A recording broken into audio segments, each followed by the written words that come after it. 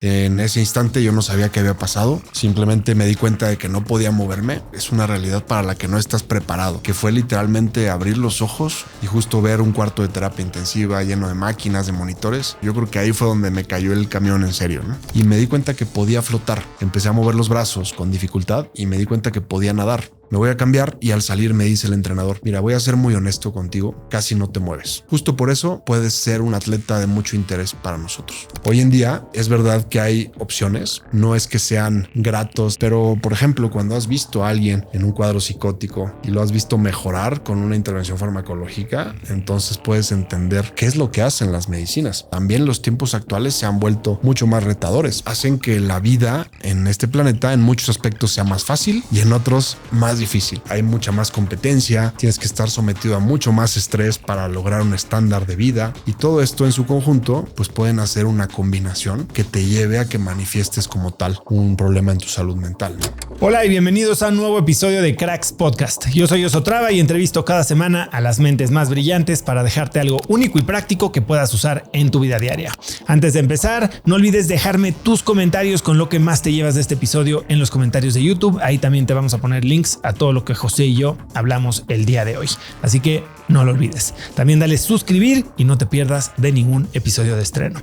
Hoy tengo como invitado a José Villela. Lo puedes encontrar en Instagram como @José Villela V. Pepe, como también le dicen sus amigos, es un médico de la UP y psiquiatra por el Instituto Nacional de Psiquiatría. Es miembro de la Asociación Psiquiátrica Mexicana y de la American Psychiatric Association. Actualmente es psiquiatra en la Facultad de Ciencias de Salud de la UP y profesor titular de la asignatura Habilidades de Comunicación en la Escuela de Medicina de la misma universidad. Pepe ha impartido más de 400 conferencias sobre motivación, resiliencia, bienestar, gratitud e inclusión de personas con discapacidad, relatando cómo un accidente fortuito de tránsito le cambió la vida hace 14 años. Es atleta en el Comité Paralímpico Mexicano en la disciplina de lanzamiento de clava, clasificación F51, en que es subcampeón nacional de México. Hoy Pepe y yo hablamos del accidente que lo dejó cuadrapléjico, de construir una mentalidad resiliente, de salud mental, de deporte paralímpico y de la fuerza de la fe. Espero que disfrutes de esta muy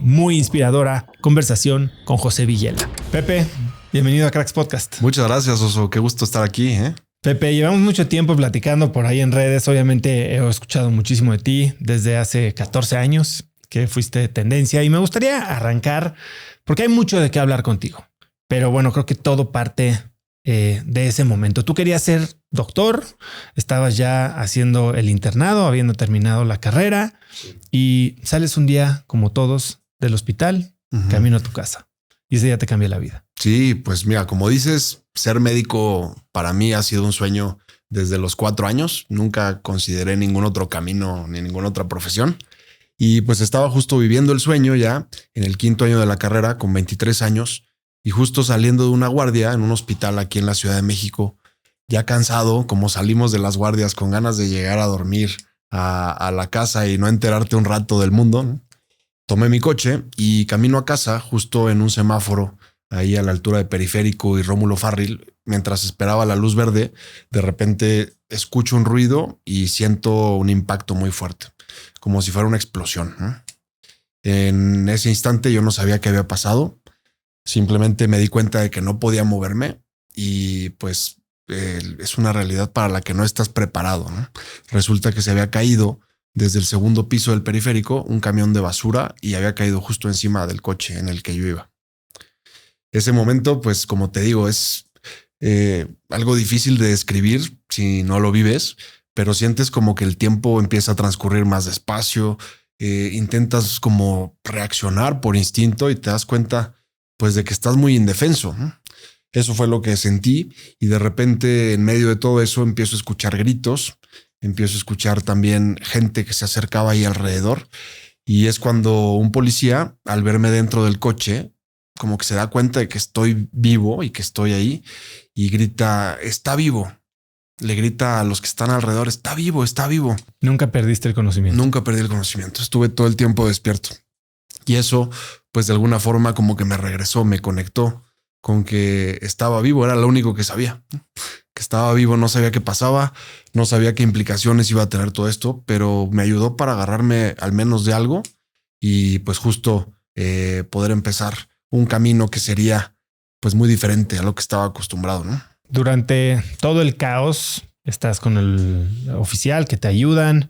No sé si te sacan del coche, pero llega tu papá y entiendo que para ti fue un momento muy especial que guardas muy cerca en tu memoria. Sí, mira, el policía, entre otras cosas, y la gente que iba ahí acercándose a ayudar, me preguntó, oye, dame el teléfono de alguien de tu familia. ¿Te sabes el teléfono de alguien de quien quieras hablarle?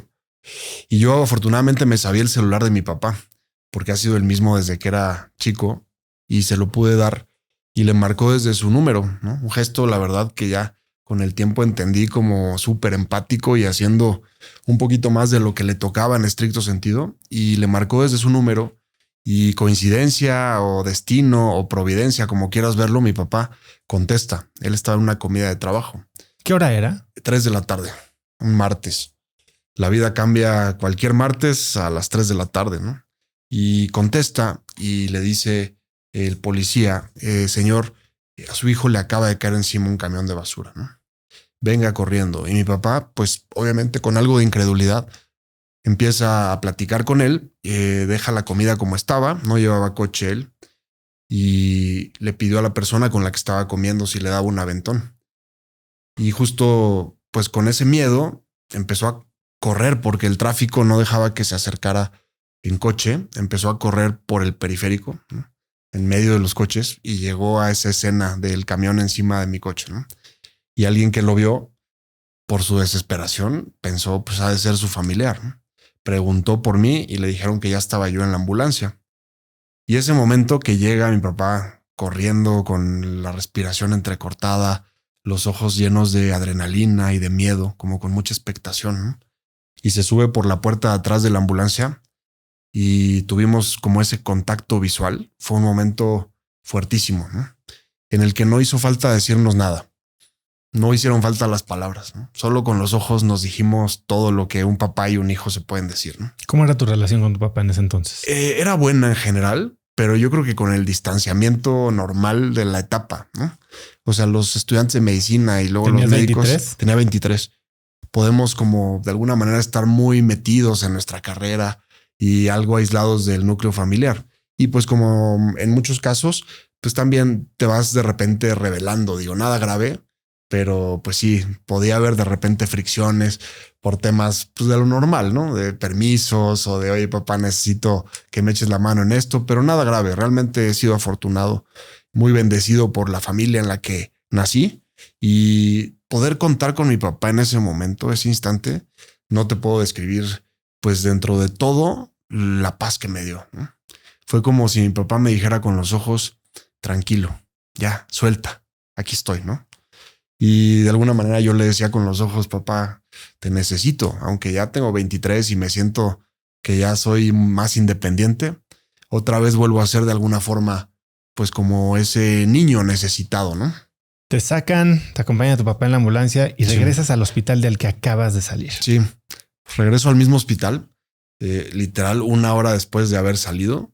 Me reciben mis amigos, mis compañeros, mis maestros. Su incredulidad pues era igual que la mía y la de mi familia. Era muy contrastante ir vestido de doctor, pero ahora en una camilla, ¿no? Todavía con mi gafete, mi estetoscopio se quedó ahí en el coche.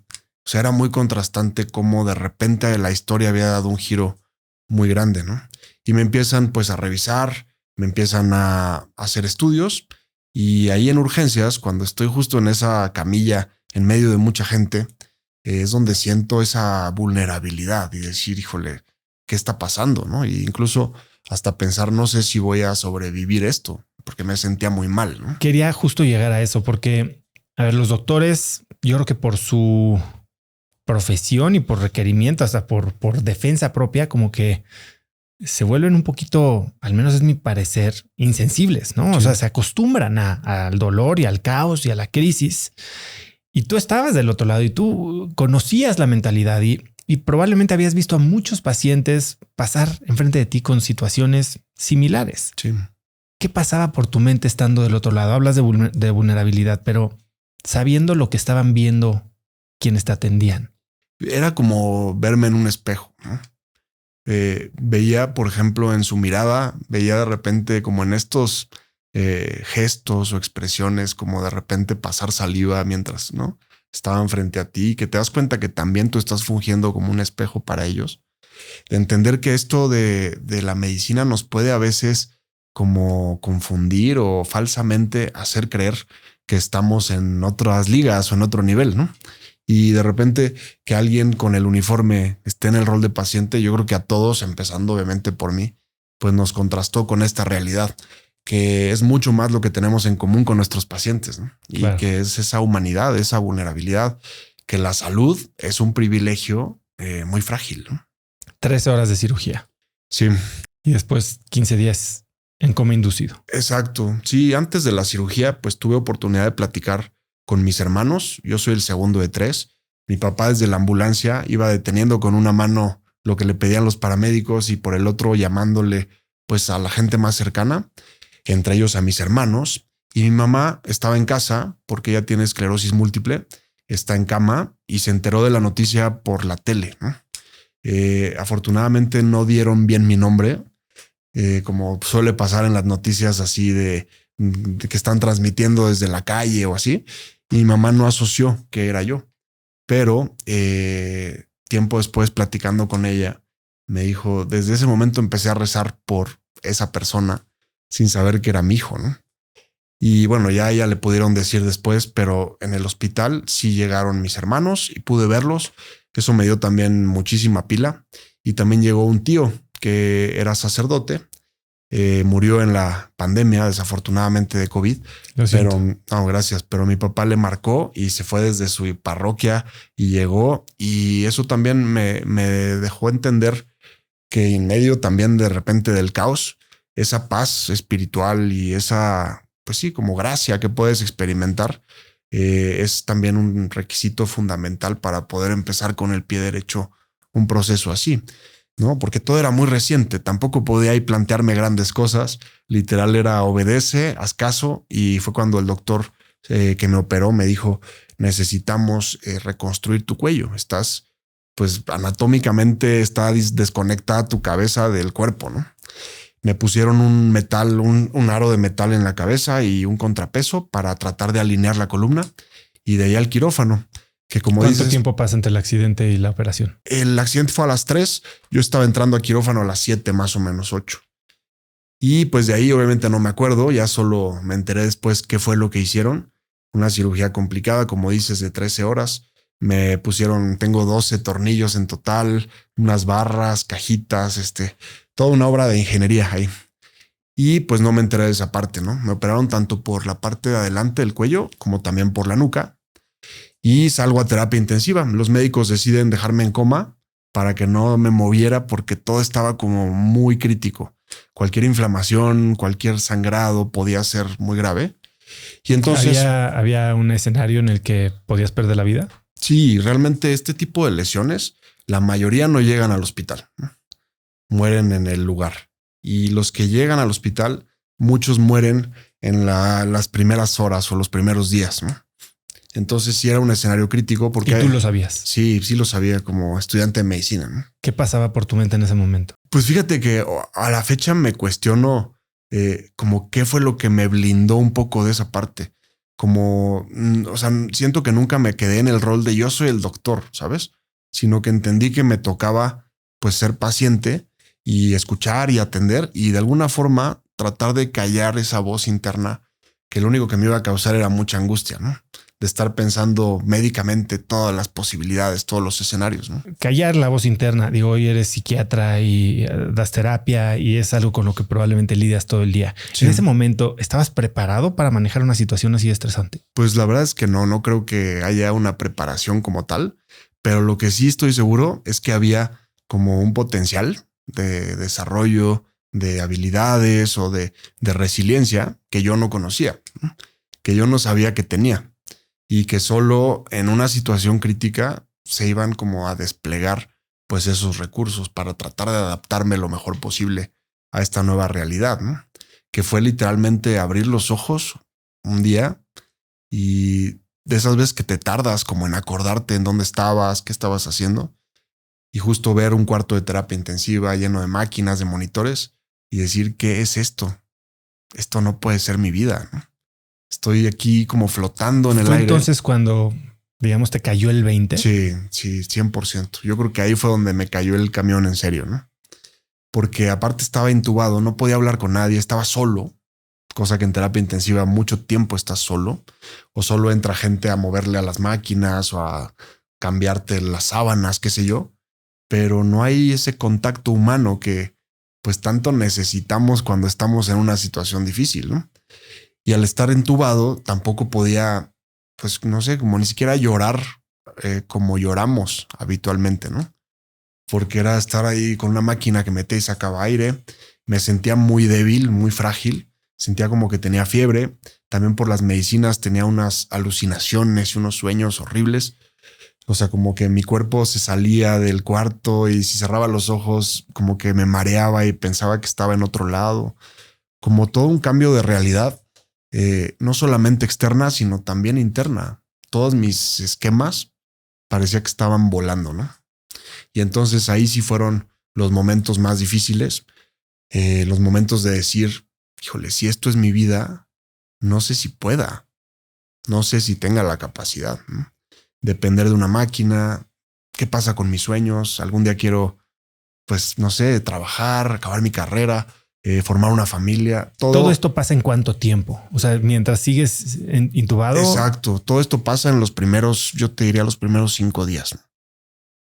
Y yo nada más veía una ventanita muy pequeña que estaba ahí en el cuarto de terapia intensiva, que yo sabía que no daba al exterior, daba a una sala de espera, pero con eso más o menos yo me orientaba y decía, mira, es medio de día, es medio de noche, pero aún así un periodo como pues desprendido de mi realidad como la conocía. Y entonces pues sí fueron momentos de muchas emociones, de mucha tristeza, de mucho enojo. Al mismo tiempo no sabía bien qué había pasado porque pues nadie había tenido chance de contarme pues en qué había acabado todo, por qué se había caído un camión desde el segundo piso. ¿Sabías cuál era el pronóstico? ¿Sabías qué te esperaba? En ese momento nada. Nada. La verdad es que me fui a la cirugía como en la esperanza de que todo quedara como un hueso roto, haz de cuenta. Y que ya pasó, sí te operamos, pero todo regresa a la normalidad. Y de repente verme ahí era, no parece que esto vaya para ese camino y más bien se ve complicado, ¿no? ¿En qué momento confirmas la situación? Pues empiezan los doctores a explicarme poco a poco y tengo pues la fortuna o tuve la fortuna de que mis doctores eran muy compasivos y a la vez muy honestos. O sea, esa combinación que no es tan fácil, ¿sabes? Y entonces desde el principio fueron muy claros conmigo, el neurocirujano, el doctor Soriano, ¿no? También algunos otros cirujanos que participaron en mi atención, la infectóloga, algunos otros médicos, siempre fueron muy claros.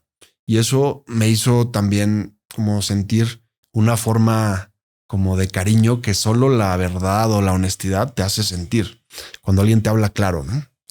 Y me dijeron, pues se ve complicado, ¿no? Está fracturada la columna, la médula casi seccionada en su totalidad y pues no se ve sencillo, ¿no? Vamos a empezar por algunos pequeños pasos. Ese fue como el enfoque, ¿no? Libremos el día, ¿no? Tiempo después, en el hospital, pude ver mi expediente y fue una experiencia súper, sí, como confrontativa, porque las notas eran nada alentadoras, ¿no? Decían, el paciente está muy crítico, mal pronóstico a corto plazo, no sabemos qué pase, ¿no? Y entonces, pues eso yo no lo sabía, pero tenía que agarrarme de algo y creo que este proceso de reflexión, aunque me hizo pasar por muchas emociones muy difíciles, también poco a poco me fue poniendo como en condición de poder pescar algo de qué agarrarme, ¿no? Un momento importante también fue cuando lograste respirar por ti mismo nuevamente. Háblame de ese momento. Claro, pues cuando estaba justo pues tratando de negociar con la realidad, tratando de ver qué estaba en mis manos hacer, pasé de darme cuenta primero que no había nada en mis manos, según yo, a decir tal vez si haya un esfuerzo o una lucha que yo pueda poner por un objetivo pequeño, ¿no? Que yo lo veía en ese momento como un objetivo pequeño, ir quitándome el ventilador, ¿no? los médicos me decían, ese sería el primer paso, porque depender de un ventilador para toda tu vida es un escenario y quitártelo, eso nos permite avanzar y vamos a la rehabilitación. Entonces lo que hacían era que le bajaban los parámetros a la máquina del ventilador para ver si yo podía respirar. Y era bien frustrante porque no podía, ¿no? Y cuando no puedes ni respirar, la vida se ve muy diferente. O sea, todo lo que parecía importante de repente queda cuestionado. Hay muchas cosas que dices, híjole, tal vez le he pedido mucho a la vida y ahorita que no puedo ni respirar, me doy cuenta de lo afortunado, lo bendecido que he sido solo por eso, por estar. Entonces, pues sí me sentía como de alguna forma tratando de hacer algo que en mi mente era tan sencillo y darme cuenta que ni eso podía hacer. Entonces, al principio muy frustrante, pero con ayuda de todo un equipo de inhaloterapia, de médicos que me decían, vamos a ver, aunque sea poquito, con que se vaya desinflamando un poco la médula y recuperes algo, de ahí nos agarramos. Para colmo, se sumó una neumonía, ¿no? Por estar entubado, una neumonía de una bacteria hospitalaria, que ya sabes que son bichos luego muy difíciles de tratar, y eso pues complicó un poco las cosas, pero eventualmente con esfuerzo llegó el día en que, haciendo la misma terapia de todos los días, así igual un día cualquiera que yo no tenía grandes expectativas de mi terapia respiratoria, ese día se escuchó un sonido muy diferente, ¿no? Y era, me habían hecho una traqueostomía y por ahí escuché cómo entraba el aire. Y fue como, de alguna manera, volver a respirar. Parecido a como cuando nace un niño, que da ese primer jalón de aire, ¿no? Y se le abren los pulmones por primera vez. Así me pasó. Y entonces, pues mi incredulidad y la de los médicos fue enorme, ¿no? De a ver otra vez, y lo volví a hacer, y lo volví a hacer. Y fue una emoción, pues, muy, muy grande, o sea, indescriptible. ¿Cuánto tiempo después del accidente? Eran como 3 semanas después, 4 semanas, pues por ahí. Yo seguí en terapia intensiva, ¿no? Y pues fue muy padre. Yo me emocioné y pensé que ya eso significaba que me iban a quitar el ventilador, pero no, todavía no. Había que dejarlo un poco más, irle bajando poco a poco hasta que ya pudiera yo respirar por mi cuenta, ¿no? Y llegó el día.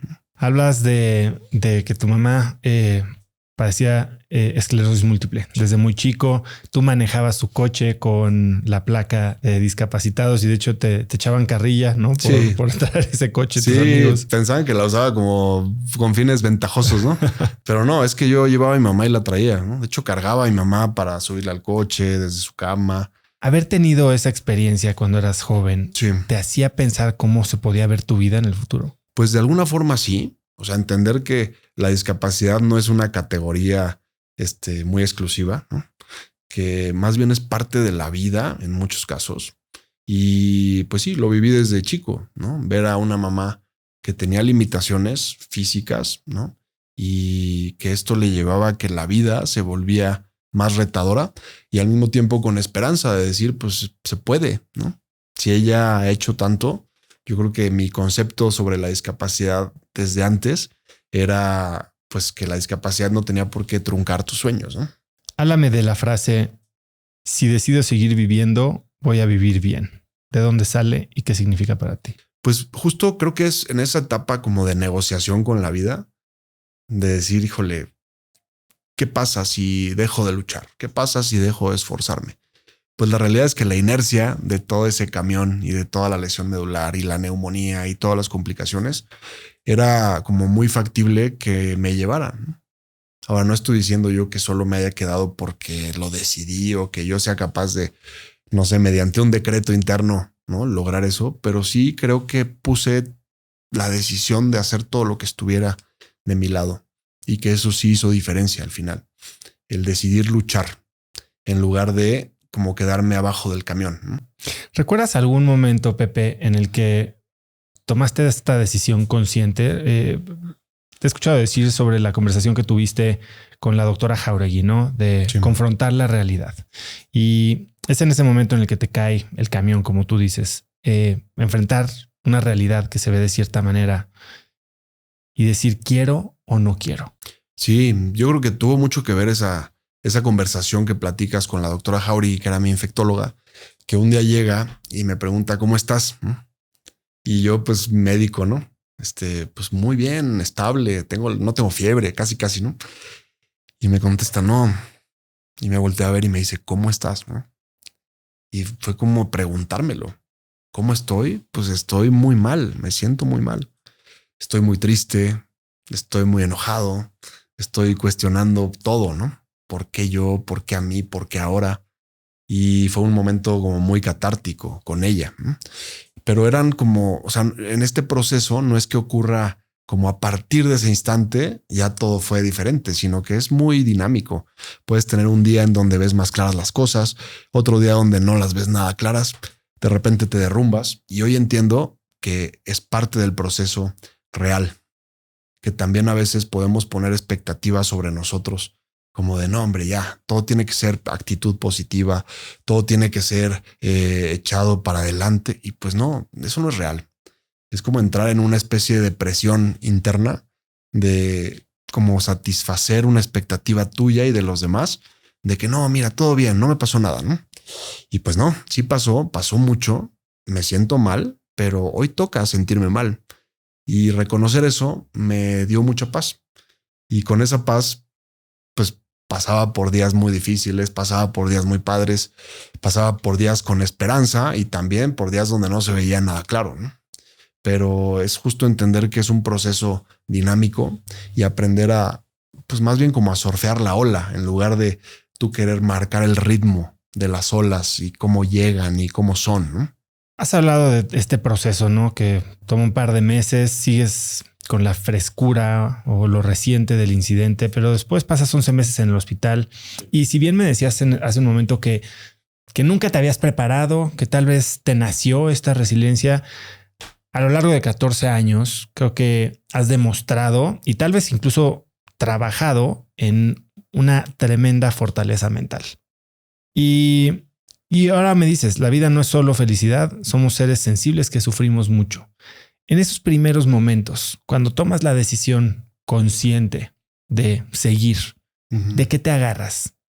Pues mira, fueron varias cosas, como en diferentes planos, ¿no?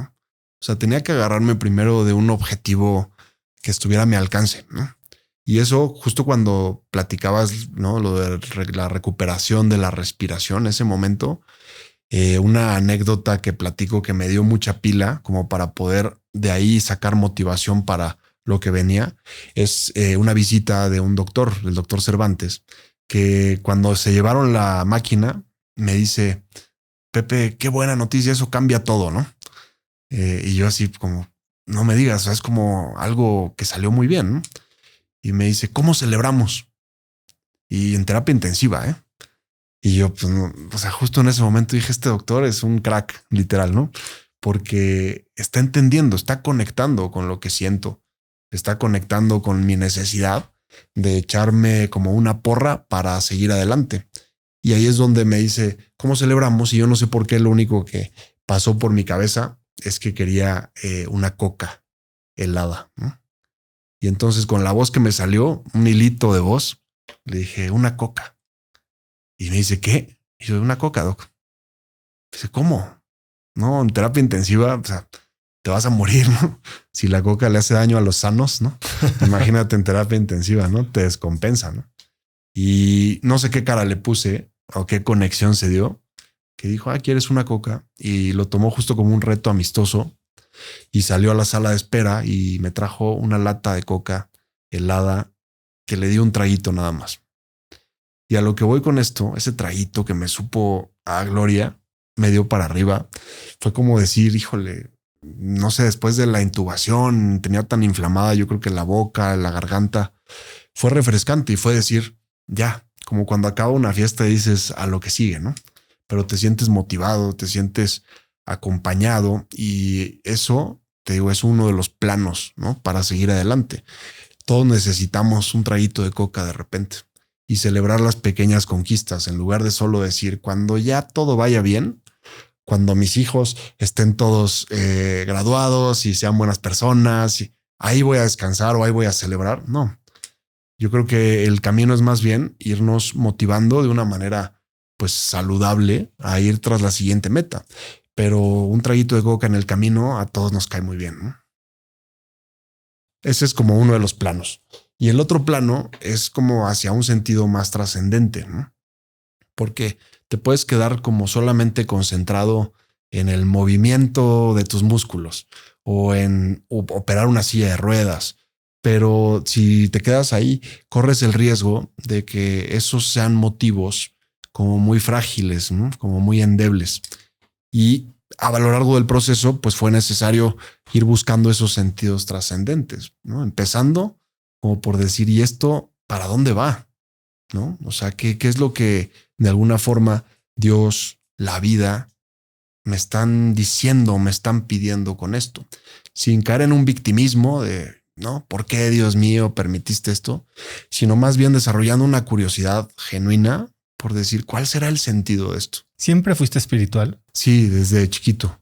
Yo creo que el gran regalo, la gran herencia de mis papás fue una semilla como de que la fe era una parte fundamental. Y sí, lo vi también en casa, ¿no? Siempre vi que la fe fue un recurso tanto en mis papás como en mis hermanos, como en mi familia extendida, mis abuelos, un recurso pues muy valioso y una vida como con ese eje, ¿no? De una fe sólida, fundamentada en valores, con congruencia o intentando tener la mayor congruencia que podamos, ¿no?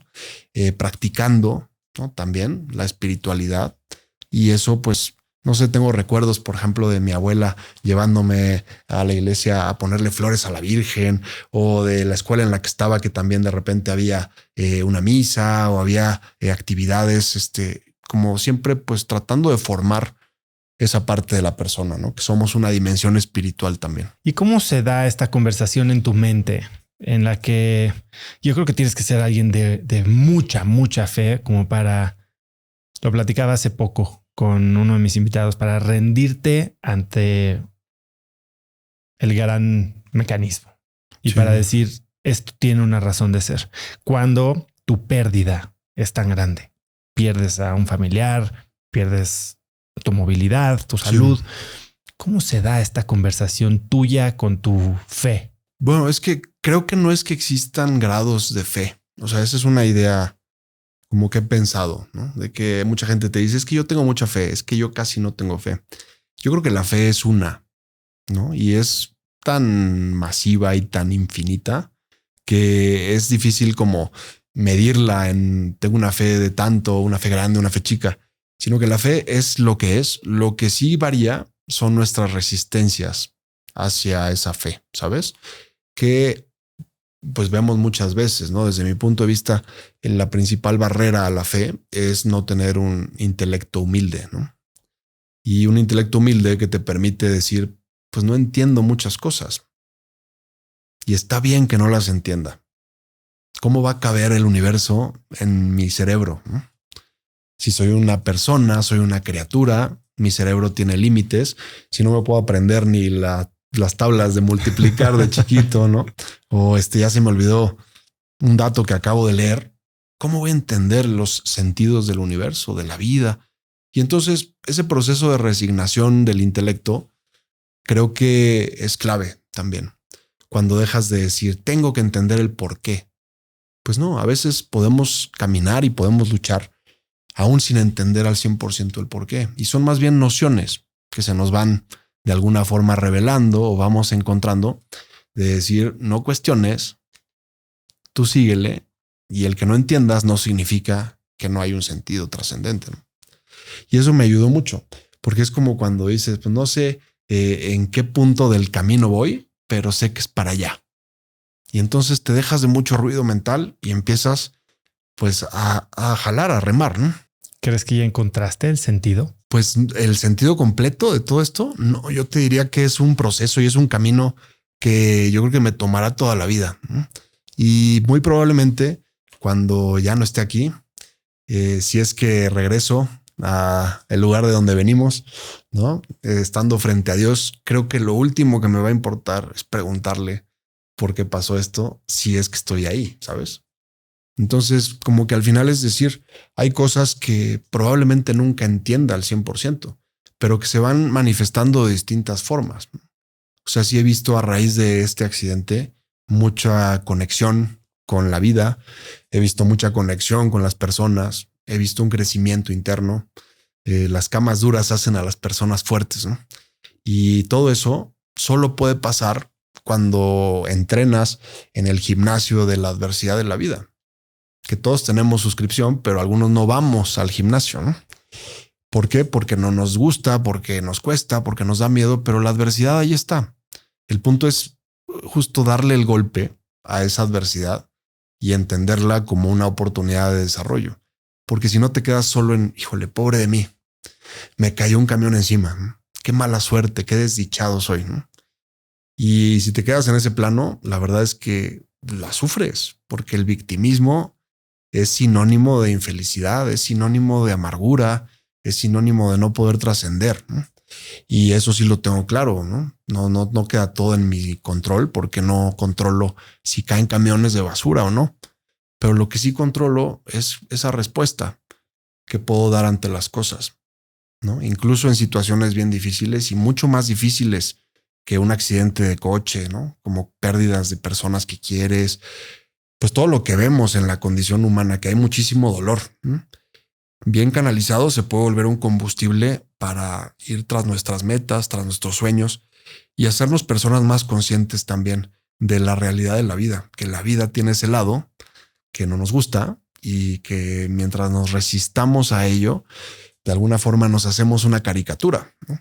De la vida. Y las caricaturas son entretenidas, la puedes pasar bien, pero no son reales. Yo quiero vivir una vida real. Una vida en donde haya emociones reales, donde haya caídas, donde haya lágrimas, pero también risas, pero donde, pues, no sé, al final de la vida diga, hice todo lo posible como por trascender y no desde una perspectiva de mi ego. No es trascender mi ego, sino es trascender acallando esa parte de mi ego que no me deja ser feliz, ¿no? Te he oído decir que partimos de la premisa de tener vidas perfectas y yo soy, bueno, tú eres más partidario de escenarios reales. Total. Estas vidas perfectas, ¿por qué crees que partimos de la premisa de tener vidas perfectas? ¿Es algo generalizado? ¿Es algo que has no solo comprobado con tu experiencia, sino a través de tu práctica profesional? Sí, yo creo que nos da mucho miedo todo aquello que se aleje de nuestro ideal, ¿no? Y entonces tú planeas una vida y con el tiempo te vas dando cuenta que pues nunca es 100% apegado a como lo habías visto. Que entraste a una carrera y te das cuenta que hay cosas que no te gustan, que pusiste una empresa y resulta que no todo el crecimiento es lineal y que de repente hay crisis o hay gente que te traiciona, etcétera. Entonces ese ideal va sufriendo. Quien lo paga es el ego, ¿no? Porque al ego le da mucha tranquilidad el apegarse como a un manual, a un algoritmo, a un camino en donde tú sales bien librado, ¿no? Pero de repente te das cuenta que eso pues acaba siendo una presión por vivir ese ideal, ¿no? Y el problema es, creo que la adaptación al mundo real. O sea, el mundo tiene un componente y la vida tiene un componente que no está en nuestro control y que duele mucho y podemos hacernos patos toda la vida tratando de no voltear a verlo, pero ahí está, eso no lo quita de la realidad. Entonces la adaptación pues se vuelve clave y es verdad que somos más o menos adaptables y requerimos desarrollar flexibilidad para adaptarnos a los entornos cambiantes.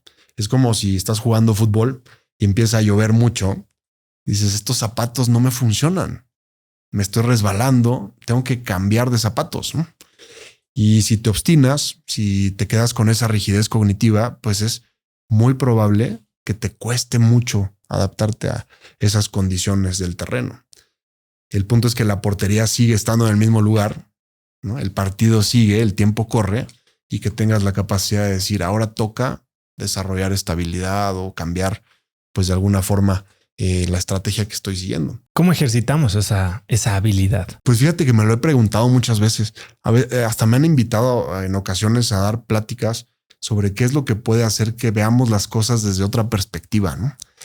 Y es difícil ver las cosas de otra perspectiva porque solo conocemos una forma y solo conocemos un camino y por más equivocado que esté, es el que nos da paz porque pensamos que por ahí va, ¿no? Entonces, desde mi punto de vista, lo que logra flexibilizar la mente humana es tener una buena razón para hacerlo. Nuestro cerebro no se cree cualquier cuento Y lo puedes ver con, por ejemplo, toda la motivación que hay en libros, en redes, ¿no? De que yo te puedo decir, oso, sé feliz, decrétalo, ¿no?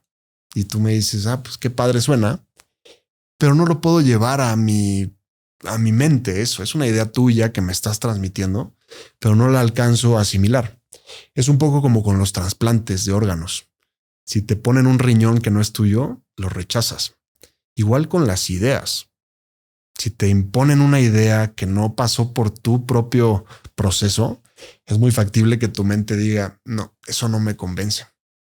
O sea, qué bonito por aquel que motiva, qué bonito por aquel que piensa así, pero no me la creo. Entonces, justo como con los trasplantes, es necesario que la idea tenga un componente tuyo muy fuerte, ¿no? A partir de tu propia reflexión y de tu propia experiencia. Pero ¿se puede lograr incluso sin experiencia o es necesario? Tú también has dicho que te van a caer 3 camiones de basura en tu vida. sí. Que es muy común vivir efectos o sucesos traumáticos, catastróficos. Tocaremos fondo, en una u otra palabra, en algún momento de la vida.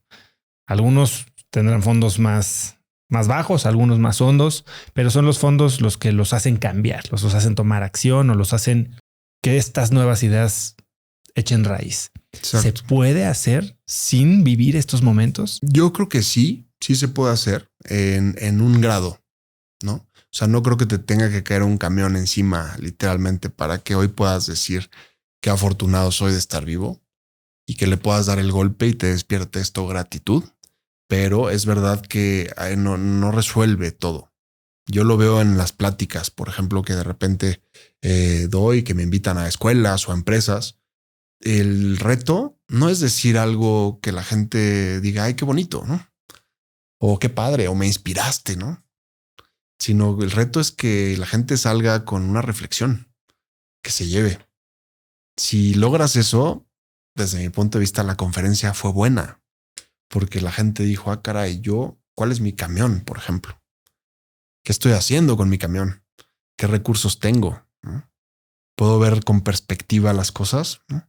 Y no es como nada más poner mira lo que me pasó y tú valora lo que tienes. No, para nada. Ese no es el objetivo. El objetivo es reflexionar. Y yo creo que estamos en crisis de reflexión colectiva, ¿no? O nos quedamos en una capa muy superficial y vamos por la vida sin preguntarnos cosas realmente profundas o realmente serias, ¿no?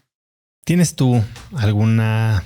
tú ya tienes muchos años de entrenamiento profesional, de práctica profesional y de empírica.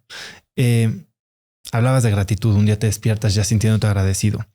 ¿Cuáles son las maneras en las que tú, porque supongo que también todavía los tienes, superas estos momentos de duda, de crítica, de hubieras? No, pues realmente más que superar, yo creo que cuando nos planteamos superar algo, luego nos despierta esta parte de, híjole, tengo que, ¿no? Y tengo que tomar una acción inmediata o como esta visión como de conquistar una cima, ¿no? Creo que más bien cuando llegan esos momentos, lo que me ha ayudado es permitirlos sin hacerme yo mayor presión por decir tienes que sentirte bien. ¿Cómo es posible que siendo psiquiatra de repente tengas tus bajones? Pues no, imagínate, ¿no? Sino más bien decir, oye, esto es parte de mi experiencia y la tristeza o la ansiedad o el enojo son emociones que me han dado mucho, me han ayudado a entender muchas cosas, me han empujado a hacer muchas cosas. El enojo, por ejemplo, yo creo que es uno de los combustibles más cañones que hay, ¿no? Las medallas olímpicas, ¿no? Lo puedes ver. Si le preguntas a muchos deportistas qué hay detrás de su medalla olímpica, muchas veces te dicen hay un enojo, un enemigo brutal, ¿no? Alguien que me dijo no vas a poder, alguien que me dijo no eres suficiente, alguien que no creyó en mí, alguien que me despertó esta emoción y la supe usar para ir hacia una meta en lugar de destruirme, ¿no? Porque es tan masivo el enojo en nuestro cerebro que puede ser una bomba también, ¿no? Entonces, yo creo que no se superan los traumas de la vida. Yo creo que aprendes a vivir con ellos y edificas sobre ellos, ¿no? En lugar de decir ya pasé, ya superé la muerte de un ser querido. Pues esto es más bien un cuento que nos gusta contarnos. Más bien aprendes a vivir con ese dolor y lo resignificas. Ese es, desde mi punto de vista, el enfoque que cambia cambia todo, ¿no? Porque luego ves a gente con duelos que es que no lo he superado y la gente dice que lo tengo que superar, ¿no? ¿Quién dice? Más bien es aprender a vivir con esto y el reto es recuperar la sonrisa y la paz a pesar de eso que perdimos, ¿no? Es curioso lo que dices. Leía hace poco cómo las líneas de las historias de los superhéroes y los supervillanos son muy similares. Sí. Tienen un origen de un trauma cuando son niños o cuando son jóvenes, y unos construyen y otros destruyen basados en ese mismo sentimiento. Exacto. El origen puede ser igual, la herida, ¿no? Ahora, hablabas de las medallas olímpicas y cómo muchas se consiguen, y estamos en la puerta de las Olimpiadas. Sí. Muchas se consiguen a base de alimentarse de estos dolores, de estos enojos. Pero también el deporte es algo que ayuda, menos en mi experiencia, a tener claridad y fortaleza mental. Para ti, el deporte también se convirtió en una de estas herramientas. Sí. Háblame de cómo llegas al deporte. Totalmente. El deporte para mí, en la vida antes del accidente, había sido como una actividad más, nunca una actividad central, ¿no? O sea, sí me metía un año a básquetbol, otro año a fútbol y así, pero nunca como muy en serio. Y una vez estando ya con algunos años, con la lesión medular, se me ocurrió, ¿por qué no me meto a una alberca? No me había metido a una alberca desde entonces, ¿no? Y no sabía cómo me iba a sentir, ¿no? Todo fue a partir de ver como esta parte de la rehabilitación en el agua y demás. Y me di cuenta que podía flotar. Y estaba en un lugar flotando, suspendido, sin necesidad de una silla de ruedas, ¿no? Empecé a mover los brazos con dificultad y me di cuenta que podía nadar. Lento, mal, desde el punto de vista técnico convencional, digamos. Y esto fue un gran descubrimiento. No sabes la ilusión que me hizo decir, oye, puedo nadar. Entonces, bien emocionado, salí de la alberca y busqué entrenadores, ¿no? Para ver si había entrenadores que le supieran a el mundo de la discapacidad, y encontré una lista de la CONADE, del Paralímpico Mexicano, y venía ahí el teléfono de un entrenador y venía su mail. Y al final le escribí un mail y me contestó luego. De esas personas que contestan luego, que tienen esa habilidad, ¿no? Que yo admiro mucho. A mí me cuesta. O ese defecto. Es como jugar tenis, ¿no? Que dices, déjala botar, ¿no? Y otros te las contestan en la red todas. Pero me contestó luego y me dijo, con mucho gusto te puedo valorar. Nos vemos en el Comité Paralímpico Mexicano a las 6 de la mañana el martes, ¿no? Y esto fue un domingo. Entonces de repente fue como un contraste muy grande. Así como los accidentes de repente cambian las cosas para mal muy rápido, también hay accidentes que cambian las cosas para bien. Y llegué a la cita del Paralímpico, 6 de la mañana, todavía media oscuridad ahí, como cuando entrabas a clases el primer día. Y llegué a la alberca y ya estaba ahí el entrenador. Me recibe y me dice, el carril es todo tuyo, ¿no? A ver, nada, ¿no? Y entonces pues yo tenía nada más la experiencia del domingo, de haber nadado un ratito, ¿no? Pero dije, pues esto se ve muy serio, y empecé a nadar, me empecé a mover, y como a los 10, 15 minutos me dijo, listo, para afuera, vete a cambiar y ahorita hablamos, ¿no? Y yo salí, o sea, como cuando vas a una audición de canto y te dicen, ya no cantes, ya oímos lo suficiente, ¿no? Yo no sabía si lo había hecho bien o lo había hecho mal. Me voy a cambiar y al salir me dice el entrenador, mira, voy a ser muy honesto contigo, casi no te mueves, ¿no? Te hundes en el agua, se te va para abajo, se te van las piernas, la espalda te frena, no puedes remar bien con las manos. También hubo un momento en el que traté de dar una vuelta y me ahogué un poco, ¿no? Y me dijo toda una lista de razones por las que parecía que yo no era buen nadador, ¿no?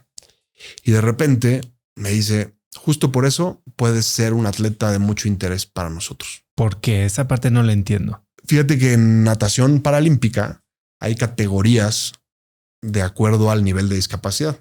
Como la discapacidad es un fenómeno tan diverso, pues no puedes poner a competir en la misma categoría al que le falta una pierna que al que le faltan 2 piernas, ¿no? O sea, hay clases para todo eso. Y el punto es que con mi nivel de discapacidad, es decir, las categorías más bajas, porque somos los que tenemos una discapacidad que compromete más nuestra movilidad, hay muy pocos atletas.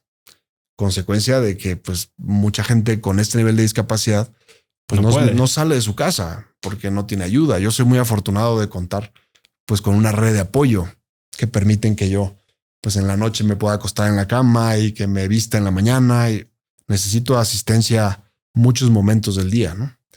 Y entonces me dice, justo porque no puedes hacer mucho, eres un atleta de gran interés. La paradoja del deporte paralímpico. Cuando menos se puede convertir en más, ¿no? Y me dice, si tú quieres, rápido, te voy a poner a competir a nivel internacional. Y yo, ¿pero cómo? Me dice, no, en México no hay uno de la clase en la que tú estás, ¿no? Y esto pues fue muy choqueante porque de repente me estaba invitando a entrenarme un cuate con un currículum muy picudo en el Comité Paralímpico, ¿no? Me dice, ¿le entras? ¿Aceptas? Y yo, sin saber muy bien a qué estaba diciendo que sí, dije que sí.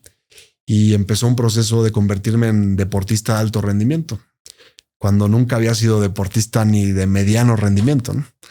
Entonces, pues fue un camino increíble. Es verdad lo que dices, que el deporte edifica. El deporte es una de las cosas que hoy más disfruto. Entiendo también que es una escuela. Aprendes mucho sobre el valor del sacrificio, lo importante que es de repente no estar cómodo para poder crecer y para poder avanzar. Aprendes también a relacionarte con el éxito y a entender que hay momentos para todo. Y háblame más de eso. Sí, que por ejemplo, en ganar no significa necesariamente llegar más rápido, ¿no? La primera vez que competí, estando en Colombia, en Barranquilla, fue mi primera competencia. Me acuerdo que gané mi primer medalla, ¿no? Fue una medalla de plata. Y no te puedo describir la sensación o la experiencia como de todo el conjunto de nadadores que estuvimos ahí. Era lo de menos el color de la medalla. Todos de alguna manera nos transmitíamos qué fregón que estamos aquí cuando estuvimos en los peores momentos, ¿no? Cuando no podíamos ni respirar. Esto nos sabe a gloria, ¿no? Me acuerdo en los Panamericanos o los Parapanamericanos de Lima 2019 que clasifiqué. Estábamos en el cuarto de llamado ya por entrar a la alberca. Y estábamos muy nerviosos. Los cuartos de llamado son un lugar al lado de la alberca en donde ya tienen ahí pues listo como al hit que va a entrar a la alberca. Y es un momento de mucha tensión donde ves a tu rival y te voltean a ver y te acomodan, te piden tu acreditación, comprueban que eres tú, revisan tus goggles, tu gorra, todo, ¿no? Es un lugar como estresante para muchos, ¿no? Y estábamos ahí en ese momento de tensión. Estaba el rival de Brasil, de Chile, yo representando a México, ¿no? Estaba también un canadiense que era el más joven. Un chavito, yo creo que de 16 años, 15 años. Me acuerdo muy bien de él, pelirrojo, ¿no? Así como con cara de hiperactivo, ya sabes. Y de repente voltea y nos dice, vamos a disfrutarlo, ¿no? Y fue así como, claro. Y muy padre. O sea, al final fue una experiencia muy padre y aunque es muy tensionante de repente estar en un evento así que está siendo videograbado con el estadio lleno, casi lleno, ¿no? Justo eso, ¿no? Al final el sentido en gran parte del deporte es pasarla bien, reír, compartir, convivir y no enfocarte solo en un objetivo. Tengo que llegar a esa medalla, ¿no? Claro que le tiras. Si no le tiras ya perdiste el partido antes de jugarlo. Pero si no disfrutas estar en el cuarto de llamado, si no disfrutas estar en la cancha, si no disfrutas de repente pues esos golpes que el deporte también te da, pues creo que no le estás sacando el provecho que le podría sacar, ¿no? Cambiaste de deporte también. Sí, justo regresando de Lima fue muy chistoso porque, bueno, fue una experiencia obviamente retadora. Llevaba poco tiempo de nadar y de repente clasificar un evento ya regional como los Panamericanos, pues fue así algo sorpresivo.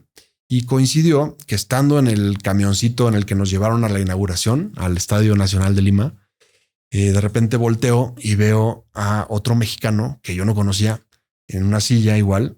Y pues siempre hacemos eso los que estamos en silla, como que escaneamos qué discapacidad tiene la otra persona, ¿no? ¿Por qué? Pues es como una forma de entender en dónde estás en el universo de la discapacidad, ¿no? Y buscas también decir, mira, tiene una lesión probablemente parecida a la mía, o él sí mueve las manos y yo no, o al revés, pero es como ubicar, ¿no? Y entonces nos veíamos así como de somos mexicanos, pero no nos conocemos. Y de repente justo como que le digo, oye, tienes una lesión igual que yo, ¿no? ¿Qué nivel eres? Me dice. Y yo, pues C5, C6, ¿no? El nivel cervical. Ah, pues estamos igualitos. Y me dice, ¿y qué deporte haces tú? Y yo nado. Me dice, ¿cómo nadas? Y yo, pues como puedo, ¿no? Sí. Pedor soy, ¿no? Me ahogo y lento, pero nado, ¿no? Y digo, ¿y tú qué haces? Y me dice, yo soy lanzador de clava. Y yo, ¿qué es eso? ¿Cómo lanzas, no? Pues es como un artefacto de madera de 400 gramos y lo competimos puros cuadraplégicos que tenemos la mano justo igual. Todos tenemos la mano así cerrada, ¿no? Y aquí atoramos ese batecito y desde un banco amarrados lanzamos, ¿no? Y el que lance más gana, ¿no? Es un deporte pues de atletismo campo, ¿no? Y yo, no puede ser. Me dijo, vamos a hacer algo. Tú me invitas un día a un entrenamiento y yo te invito a un entrenamiento, ¿no? Y justo regresando de Lima, fue la oportunidad de ir al campo. Estaba ahí al lado de la alberca, ¿no? Como para ver. Yo iba así como nada más con ganas de ver. Y la verdad es que me gustó bastante el deporte y me di cuenta que había como una base más pareja para los competidores. En natación, el problema que yo veía es que en las categorías, aunque son 14 categorías, pues puedes quedar favorecido en tu categoría o perjudicado en tu categoría, ¿no? Y yo me sentí algo perjudicado, ¿no? Entonces, por más que entrenas, de repente otro pues tiene más función y te puede ganar, ¿no? Y entonces quedas como medio frustrado ahí y también tienes que tener una estrategia en esto del deporte, ¿no? Y no ser obstinado, pero tampoco un abandonador a primera, ¿no?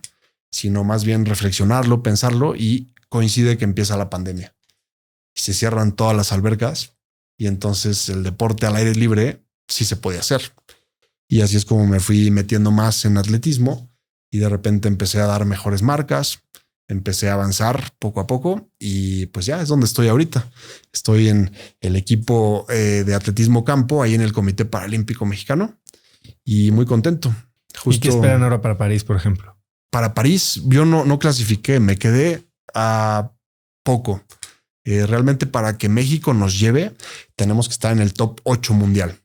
Y yo estoy ahorita como en el 12, 13, pero he mejorado y tengo la meta. Pues si no fue París, estoy como muy ilusionado y como muy enfocado en que Los Ángeles 2028 va a ser el momento en el que puedo estar mejor deportivamente. ¿Hay más longevidad en un atleta paralímpico que en un atleta tradicional? Muchísima. El mensaje del paralímpico es justo eso, que el deporte es para todos, ¿no? Y sí, comparas a un atleta convencional, su ventana depende del deporte, pero un nadador de 30 años, pues ya le dicen casi el veterano, ¿no? En cambio, en mi categoría, por ejemplo, de lanzamiento, el récord mundial debe tener 40 y tantos, sigue lanzando. Mi rival aquí en México, o uno de mis rivales, el número 1 nacional. Que no es esta persona que te invitó. Sí, es él. Es él. Él ha sido el pionero de este deporte aquí, ¿no? ¿Cómo se llama? Mario Santana Ramos. Y justo hay que apoyarlo. Va a París y pues él está muy bien rankeado. La verdad es que es uno de los, ahora sí que de los contendientes serios, ¿no? Y él, pues justo, ¿no? Como que nos ha ayudado a abrir brecha y a aprender de sus errores y a poder pues también avanzar más rápido en este proceso, ¿no? Y justo pues él es mayor que yo, tiene 3 o 4 años más que yo. Hay otro rival ahí, el 1 o el 2 del mundo, que tiene 50 y tantos.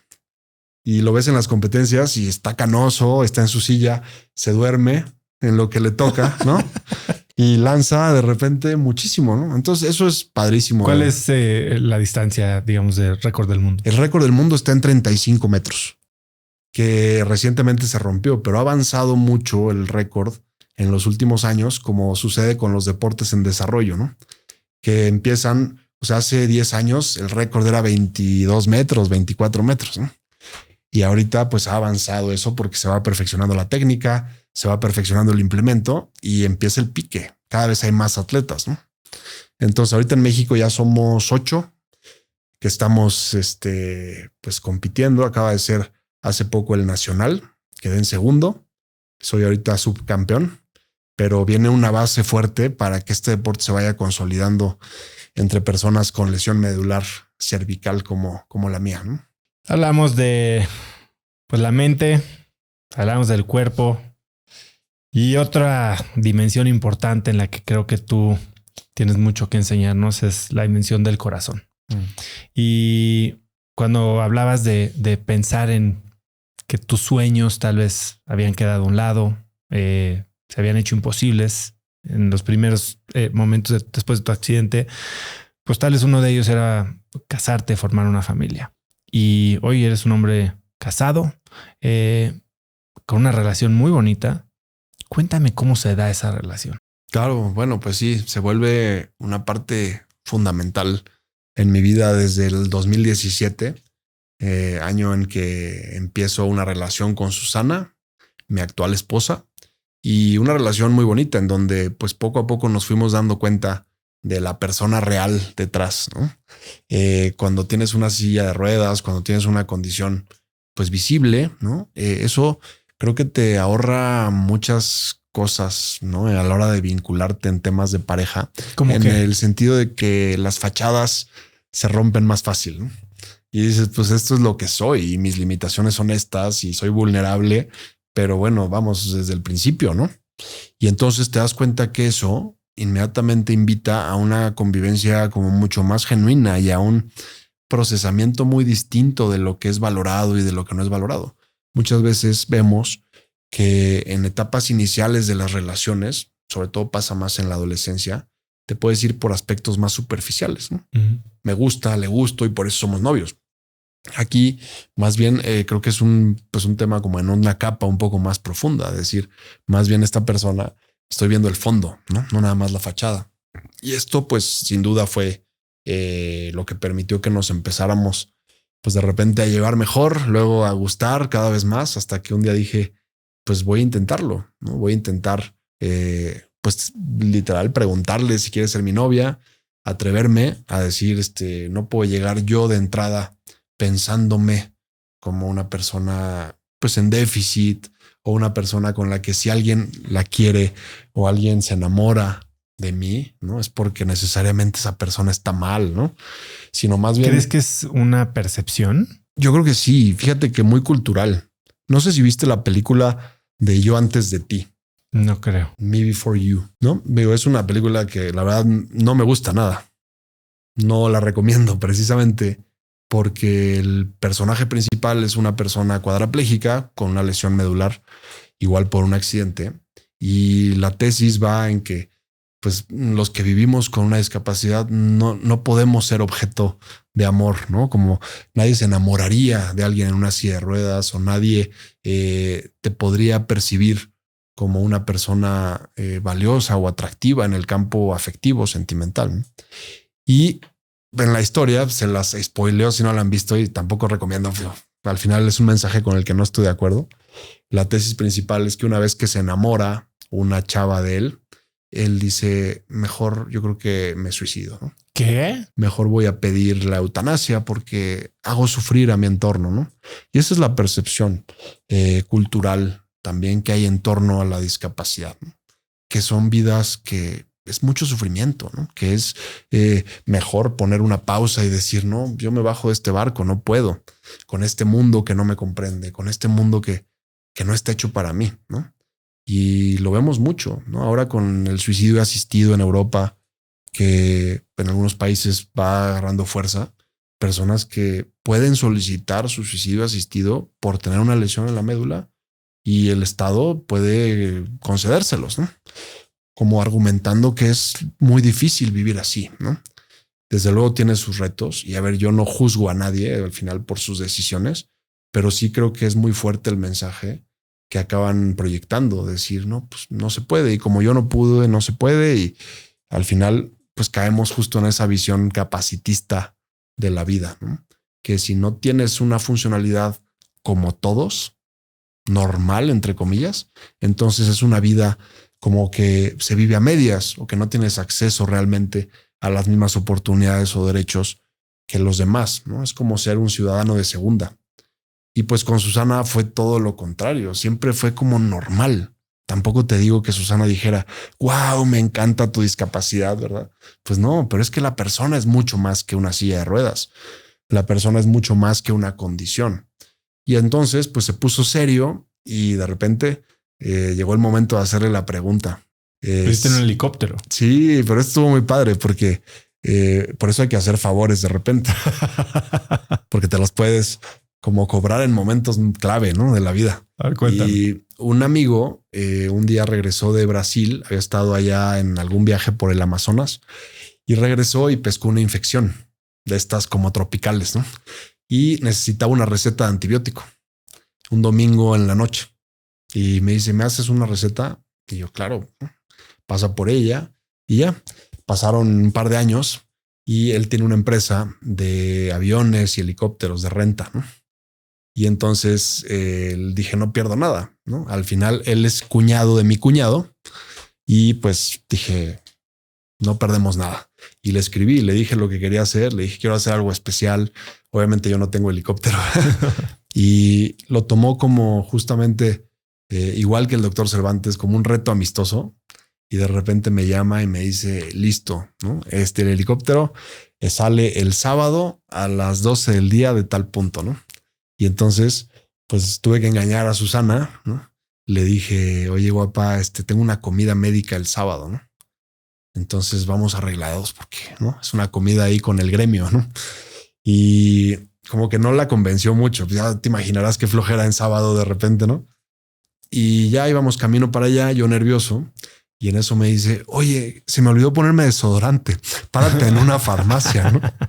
Y yo, no puede ser, ¿no? El tiempo y tal. Pero ya llegamos ahí a donde salió el helicóptero y ya estaba el helicóptero con un ramo de rosas así grande que mi amigo, sin yo pedírselo, lo puso ahí. Y Susana pues no lo podía creer, ¿no? Ya con ayuda de Fer, mi asistente que me acompaña hoy también, nos subimos al helicóptero y dimos una vuelta por la ciudad. Y bueno, yo nunca me había subido un helicóptero. La verdad es que se siente peor de lo que te imaginas. Sí me mareé un poco, pero muy padre. Fue pues literalmente como darme cuenta que justo con amor, aunque suene trillado y cursi, se puede llegar a donde quieras, ¿no? Y aterriza el helicóptero en un lugar donde ya había preparado que nos tuvieran una mesita con un vinito y una comida. Y ahí fue donde pues le hice la pregunta, que si quería que esto fuera para toda la vida, ¿no? Estuvo increíble. Fue un momento así, pues no pudo ser mejor desde mi punto de vista. Y no sé qué me contestó porque se tapó la boca y se quedó así, dijo como... no, y ya nos casamos a los pocos meses, ¿no? ¿Cuánto tienes de casado? Tenemos 5, vamos para 5 años ya. Y pues ha sido un camino realmente edificante, muy bonito, en donde pues realmente creo que hemos logrado ese punto de compartir un proyecto entendiendo cada uno su circunstancia y entendiendo también que pues podemos ir viendo hacia el mismo lado de la mano, yo rodando y ella caminando, ¿no? Y tenemos la ilusión pues de crecer la familia también. Esa era mi pregunta. Sí, estamos en eso. Puede que pronto pues la familia que como está completa pueda también de repente como pues recibir algún otro hijo o hija, ¿no? Esperemos. Con tu experiencia, habiendo asistido a tu mamá Sí. y sus limitaciones físicas cuando eras joven, Sí. ¿cómo piensas en el papá que quieres ser para tus hijos? Bueno, yo creo que justo buscaría ser un papá, además de presente y además de congruente, de amoroso, ¿no? Un papá que pueda pues darles herramientas para un mundo que no es como el que le pueda dar quizá en la casa nada más, ¿no? En ese cobijo o en esa protección. Y es justo pues desde mi punto de vista aprender a educar pues obviamente con mucho afecto, mucho respeto, pero al mismo tiempo entendiendo el valor de la frustración, ¿no? Yo creo que hoy en día puede que le tengamos miedo a frustrar o a propiciar la frustración en nuestros hijos cuando es la escuela para la vida, ¿no? De repente no vas a estar ahí tú siempre y hay camiones voladores, ¿no? Que pueden de repente poner a prueba las habilidades o la resistencia o la resiliencia de una persona. Entonces creo que es fundamental pues contribuir en lo que puedas a que tus hijos tengan con qué enfrentar lo que venga, ¿no? Y eso pues es una escuela como tal vez en el currículum oculto de la familia, ¿no? que en el caso de mi desarrollo fue así. Mi mamá nunca es que me sermoneara sobre el sentido de la discapacidad. Más bien lo ves. Y yo creo que los mensajes más fuertes son así, con ejemplo, ¿no? No es que tu papá te diga nunca te rindas. Es que ves a tu papá nunca rendirse. O que tu papá te diga es que hay que ser buenos. No, ves a tu papá ser bueno.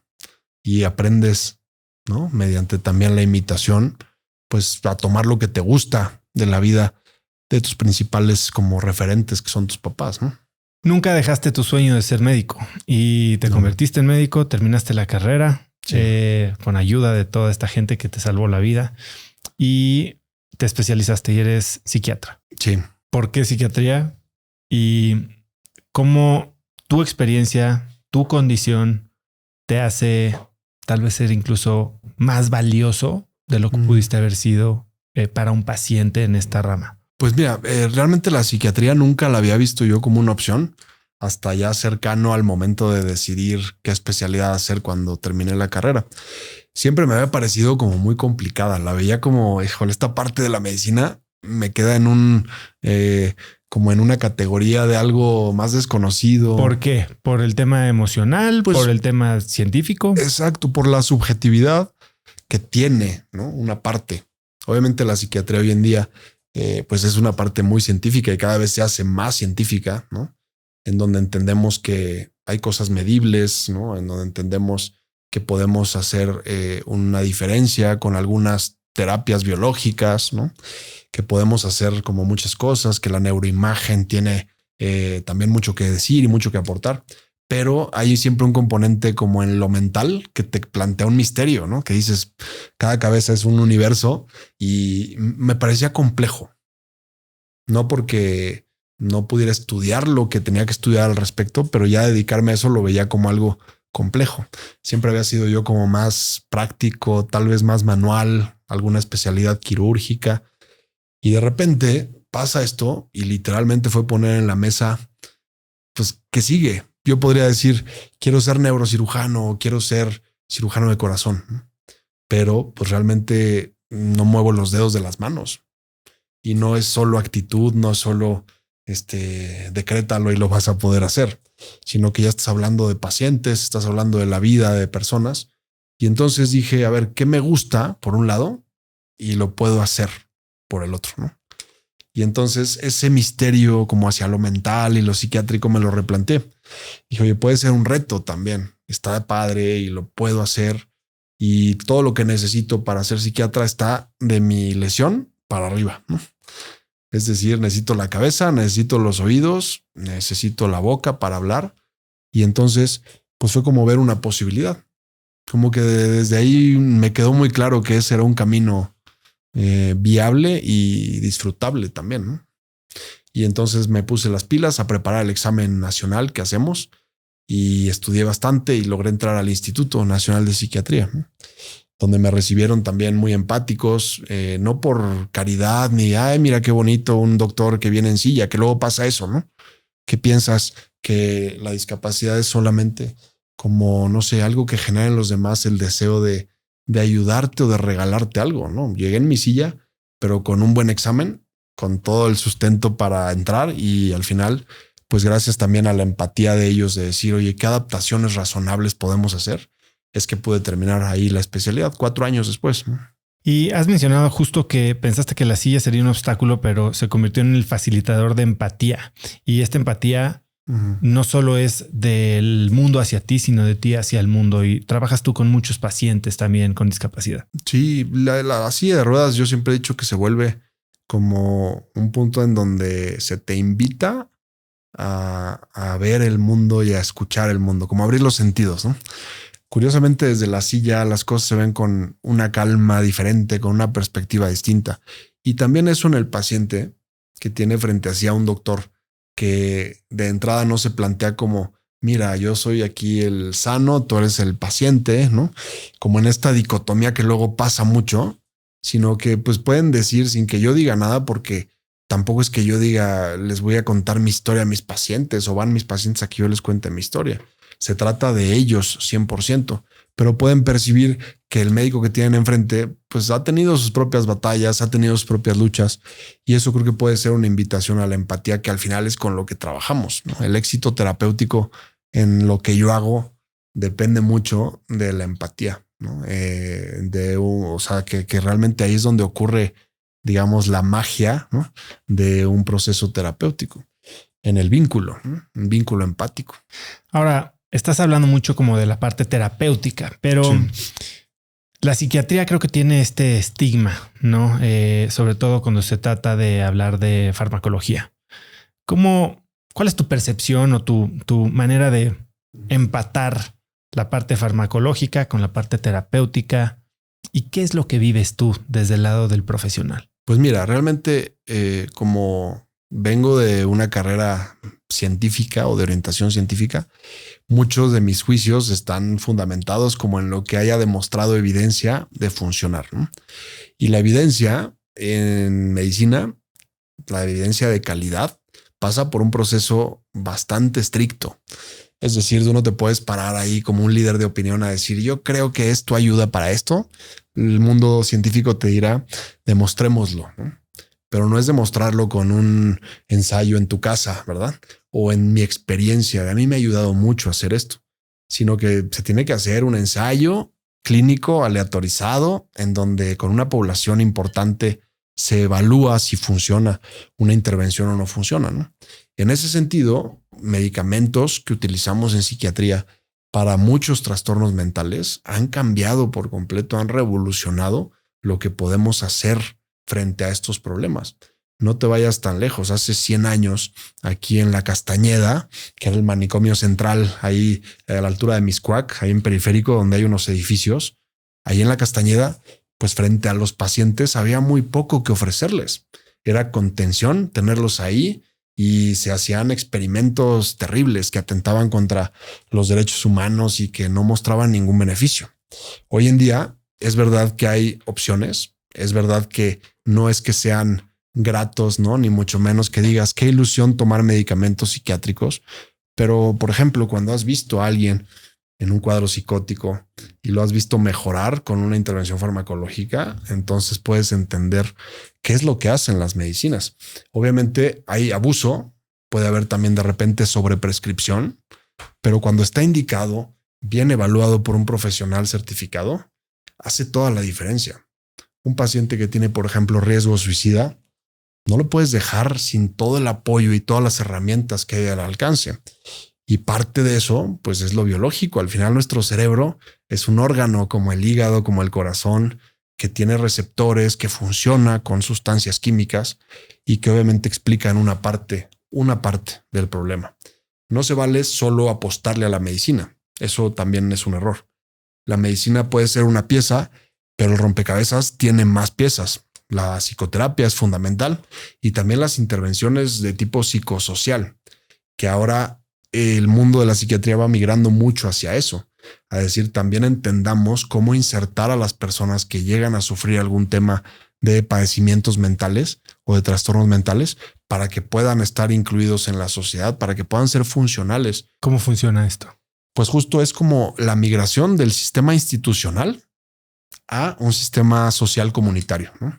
Es decir, ya no queremos que la gente que tiene problemas o trastornos de tipo psiquiátrico esté en un hospital.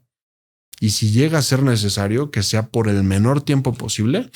Y lo que se busca es más bien veamos su contexto, ¿no? Hacer un abordaje desde trabajo social, cómo está su red de apoyo, cómo podemos hacer que una persona, incluso en tratamiento, lo pueda seguir desde su casa. Ya no hay hospitales psiquiátricos como de la magnitud de los que había antes. Todavía hay algunos y lo que buscan, la gran mayoría de estos, es el internamiento breve. Si se necesita por algún tema de riesgo, por ejemplo, una persona que está con riesgo suicida o que está con síntomas psicóticos o que está teniendo un cuadro depresivo muy grave y no come, tenerlo en el hospital un rato. Pero desde el inicio de su internamiento, ir planeando qué va a pasar cuando lo des de alta en el corto plazo, ¿no? Has hablado a lo largo de la plática sobre los grandes traumas, la falta de propósito o de sentido que hay en la sociedad, altos índices de de propensión a suicidio. ¿Qué crees que es lo que está generando todo esto? Pues es una combinación de muchos factores. Yo pienso que la enfermedad mental como tal, pues ha acompañado al ser humano desde que estamos aquí. Simplemente ahora tenemos nombre para muchos fenómenos que antes no se tenía como muy claro, pues qué eran, ¿no? Cómo se generaban. Hoy entendemos mucho más. Pero es verdad que a pesar de tener esa base como desde la historia de la humanidad, también los tiempos actuales se han vuelto mucho más retadores. Factores como la desigualdad, factores como la pobreza, factores como la crisis política mundial, hacen que la vida en este planeta en muchos aspectos sea más fácil y en otros más difícil, ¿no? Es decir, hay mucha más competencia, tienes que estar sometido a mucho más estrés para lograr un estándar de vida y todo esto en su conjunto, con propensiones genéticas, con los traumas de la vida, pues pueden hacer una combinación que te lleve a que manifiestes como tal un problema en tu salud mental, ¿no? También ha existido un gran progreso en el tratamiento, como lo estás diciendo. Sí. Y por un lado está la farmacología, dentro de lo que también se está hablando mucho últimamente de sustancias psicoactivas o psicodélicas. Sí. No sé, ¿tú qué piensas de eso, de la evolución? Y bueno, pues tuvo toda la ola en los 60, 70, después como que se metieron debajo del tapete y en la última década han resurgido. ¿Qué piensas tú de ese tipo de tratamientos? Me parece muy interesante y muy prometedor, ¿no? Yo creo que mal haríamos en asumir que ya tenemos todas las respuestas y para encontrar nuevas respuestas es necesario que a viejas prácticas, no solamente médicas, sino incluso sociales, culturales, ¿no? De otras épocas, pues les demos el chance de ver si tienen una posibilidad de ayudar. En el caso de los psicotrópicos o en el caso como de estas sustancias psicoactivas, lo que se ha hecho de estudios es bien interesante y con dosis bien bajitas. No hay que pensar que es meterse ahí un mega viaje necesariamente, ¿no? Como una experiencia de estas que se te despersonaliza y se sale del cuerpo y demás, sino más bien como actuar sobre ciertas partes del cerebro, ciertos receptores y ver su efecto. Se han hecho muchos estudios en personas con cáncer terminal o con enfermedades terminales y te describen, por ejemplo, que logran calmar angustias como el miedo a morir de una manera que no logramos de otra manera, de otra forma, ¿no? Y preguntas, oye, ¿cómo? Pues es que fue una experiencia en la que pude ver la muerte cara a cara y ya no le tengo miedo. Y dices tú, híjole, una intervención con potencial de ayudar, ¿no? En esas circunstancias, pero falta muchísimo. Yo te diría, hay que tener como flexibilidad a escuchar desde otros enfoques, no solo el médico, que es lo que se hace, y pues no podemos quitar nuestra parte científica, ¿no? Que es, oye, pues si esto funciona, tratemos de demostrarlo a gran escala, ¿no? ¿Y tú has tenido alguna experiencia de este tipo? No. Bueno, nada más la de terapia intensiva que te platicaba, que sí, yo creo que equivale. Pero sí, no, nunca así como intencionada. Oye, tratamientos diferentes como la estimulación magnética transcraneal, sí. Electroestimulación también transcraneal, esta terapia de luces. Sí. ¿Has tenido tu contacto con alguno de estos tratamientos? Sí, digo, en donde yo me formé, sí se utiliza terapia magnética o estimulación magnética transcraneal. Ha demostrado cierta eficacia en algunos problemas como depresión, fibromialgia, en algunos temas como específicos.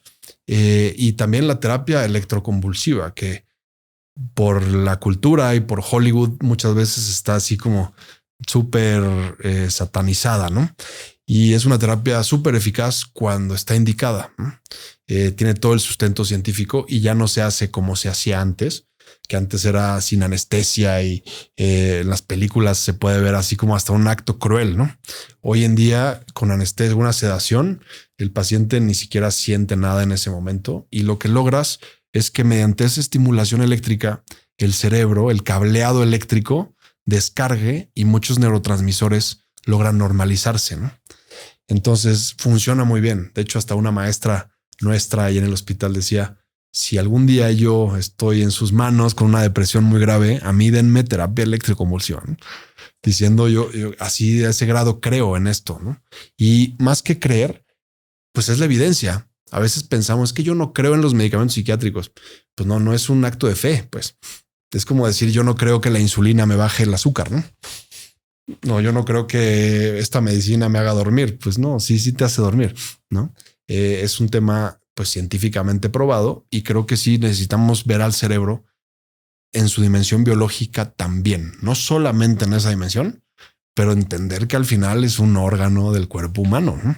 Más allá del contexto científico, hablabas del contexto social y durante todo el tiempo de la conversación has hablado de diferentes personas que han estado muy cerca de ti, desde tus profesores, tus compañeros, tu entrenador, obviamente tus familiares, y hablas de la realización de el valor que tiene generar esta red de apoyo. Porque al principio me decías, bueno, yo no sé si soy resiliente o no, o si así nací o si no, pero cuando tienes estos momentos y estas personas que te rodean. Yo lo acabo de vivir. Uno de mis roommates de Stanford pasó un mes en el hospital, salió hace un par de semanas y estuvo en terapia intensiva, entubado también muchos días. Y era alguien que venía de 2 años de mucha pérdida, que se sentía muy solo y me dijo, cuando hablamos ya hace unos días, que algo de lo que más le ayudó cuando estaba en los peores momentos es de repente abrir los ojos y ver a tanta gente que no se había dado cuenta, toda la gente y todas las cosas buenas que lo rodeaban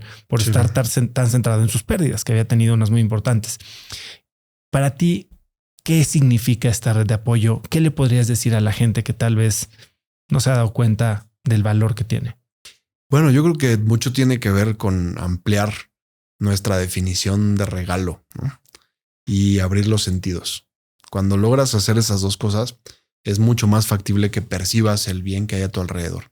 No desde la positividad tóxica de todo es una bendición, todo está muy bien, pero simplemente ver como con más justicia lo que te rodea, ¿no? Y si es verdad que en estas experiencias cercanas a la muerte o en estas experiencias traumáticas, de repente como que se despierta la gratitud paradójicamente. Cuando dices, caray, todo esto ha estado ahí siempre, ¿no? Y lo he dado por hecho. Ahora, es verdad que hay situaciones psicosociales muy complicadas, ¿no? Y tampoco podrías decirle a alguien que está pasándola fatal, mira todo lo bueno que hay a tu alrededor. Justo es parte de la empatía.